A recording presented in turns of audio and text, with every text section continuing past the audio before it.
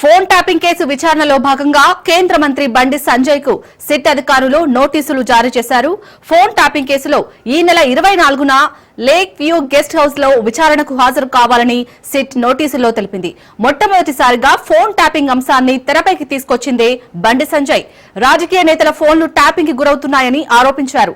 ఈ నేపథ్యంలో సిట్ నోటీసులు ఇవ్వడం ప్రాధాన్యతను సంతరించుకుంది.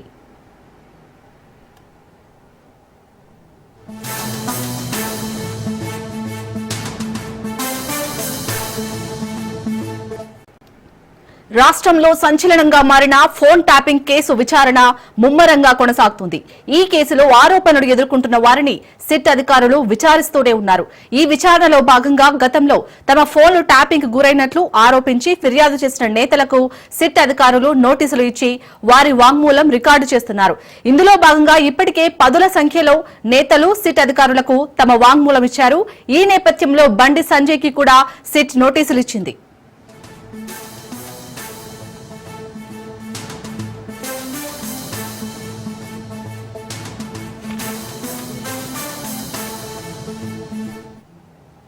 రైట్, ఇక మొట్టమొదటిసారిగా అయితే ఫోన్ ట్యాపింగ్ అంశాన్ని తెరపైకి తీసుకొచ్చారు బండి సంజయ్. మరి ఇప్పుడు బండి సంజయ్ కి అయితే ఇటు సిట్ అధికారులు నోటీసులు ఇచ్చారు, విచారణకు రావాలని. దీనికి సంబంధించి మరిన్ని అప్డేట్స్ మా ప్రతినిధి పవన్ అందిస్తారు. పవన్, ఇప్పుడు బండి సంజయ్ స్టేట్మెంట్ రికార్డ్ అనేది చాలా కీలకం గల ఈ ఫోన్ ట్యాపింగ్ కేసులో. ఫోన్ ట్యాపింగ్ కేసులో కేంద్ర మంత్రి బండి సంజయ్ కి సిట్ అధికారులు కూడా నోటీసులు జారీ చేశారు. ఈ నెల 24వ తేదీన గెస్ట్ హౌస్ లో హాజరు కావాలని చెప్పి కూడా ఇందులో పేర్కొన్నాడు.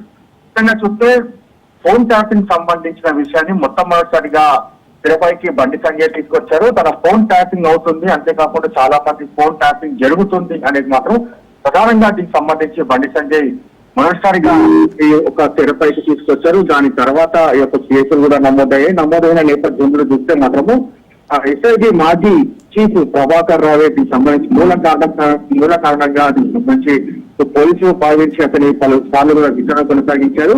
అయితే బండి సంజయ్ ఒక స్టేట్మెంట్ ఆధారంగా చూస్తే మరింత కీలకంగా ఒక సమాచారం లభించినట్టుగా దీనికి సంబంధించి సిట్ అధికారులు భావిస్తున్నారు. కానీ బండి సంజయ్ సంబంధించిన నేపథ్యంలో ఈ నెల 24న హాజరైన దాని తర్వాత బండి సంజయ్ ఎలాంటి అంశాలు దీనికి సంబంధించిన సాక్ష్యాధారాలు మాత్రం సిట్ అధికారులకు అందజేస్తారో అనేది మాత్రం వేచి చూడాల్సిన పరిస్థితిగా కనిపిస్తుంది. ఎందుకంటే ఇప్పటికీ ఈ యొక్క కేసుకు సంబంధించి చాలా మంది కూడా తమ ఫోన్స్ రికార్డ్ అవుతున్నాయి, ట్రాపింగ్ జరిగిన నేపథ్యంలోనే పూర్తిగా తమను వేధించారు అనేది మాత్రం ప్రధానంగా దీనికి సంబంధించి చాలా మంది రాజకీయ నాయకులు కావచ్చు, సినీ ప్రముఖులు కావచ్చు, అంతేకాకుండా వ్యాపారస్తులు వీరంతా కూడా ఒక ఫోన్ ట్యాపింగ్ సంబంధించిన మాట్లాడిన పరిస్థితి కూడా గమనించాము.